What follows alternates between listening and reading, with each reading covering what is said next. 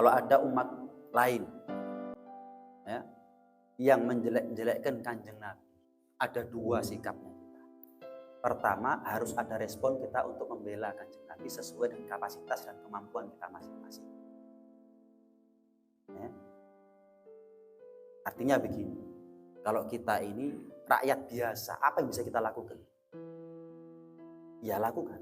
Tapi kalau kita presiden misalnya, ya berikan teguran kepada negara yang melegalkan orang untuk menista Nabi Muhammad.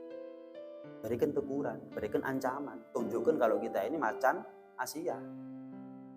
Tunjukkan, kecam, bahkan siap untuk memutus hubungan diplomatik. Itu sesuai kapasitasnya masing-masing.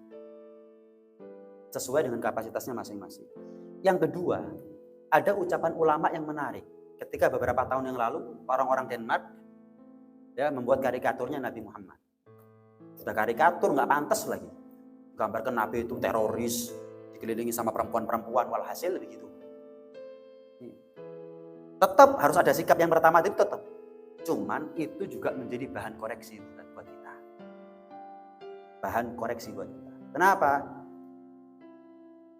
Sebetulnya mereka, orang-orang kafir, tidak melihat Rasulullah. Tidak melihat Rasulullah. Hanya saja mereka melihat umatnya Rasulullah. Sehingga mereka salah paham bagaimana Rasulullah hakikatnya, sejatinya, gara-gara melihat bagaimana kelakuan umatnya. Nek umatnya genah temenan, maka dakwah Islam itu akan menjadi contoh di belahan bumi manapun. Tapi kalau kita tidak bisa menjadi contoh, ya, tidak bisa nyontoh Kanjeng Nabi, maka jangan salahkan, dalam tanda kutip, jangan salahkan kalau ada orang kurang ajar sama syiar agamanya kita gara-gara kita sendiri. Gara-gara kita sendiri. Karena mereka nggak melihat Nabi, jelas mereka nggak tahu Nabi, tapi mereka melihat kita. Inilah, jangan sampai kita menjadi sabab orang kafir salah paham terhadap Nabi. Kenapa? Umat Islam ini. Itu dua sikapnya kita. Ya koreksi, tapi juga harus merespon.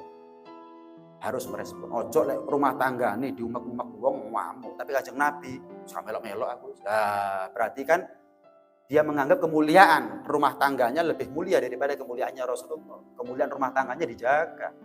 Mending aku mati timbangane ono wong ngilokno bojoku, ngilokno anakku, ngilokno bapakku misalkan. Tapi untuk Rasulullah, apakah ada komentar seperti itu? Lakukan apa yang menjadi kapasitasnya kita. Apa yang menjadi kemampuannya kita. Jangan sampai nggak ada respon sama sekali. Siapa saya, Beb? Kan saya pernah cerita. Kenapa sih yang namanya katak haram dibunuh?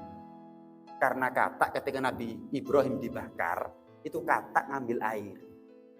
Dengan mulut yang mungil, niat madamkan air. Gara-gara sebelumnya ngelihat cicak, dengan mulut yang kecil, nyebul api yang dinyalakan Namrud untuk bakar Nabi Ibrahim. Pikirnya katak cicak gak ngefek, gak popo. Sing penting aku membelani Namrud. Pikirnya katak, kalau dia bisa bersikap seperti itu, ya berarti aku bisa bersikap sebaliknya. Aku tak golek banyu, aku tahu api yang demikian besar disiram hanya dengan semprotan mulutnya katak yang kecil, ya gak ngefek. Tapi untuk menunjukkan di mana posisi. Kocok meneng to. Nabi dilokno meneng to. Tapi orang tuanya kita, anak istrinya kita dilokno wong. Waduh. Kon sing mati apa sing mati? Sampai begitunya kadang-kadang. Tapi kalau Nabi ada. Makanya yang saya katakan tadi itu apa? Kita lebih cinta sama diri kita sendiri daripada Nabi.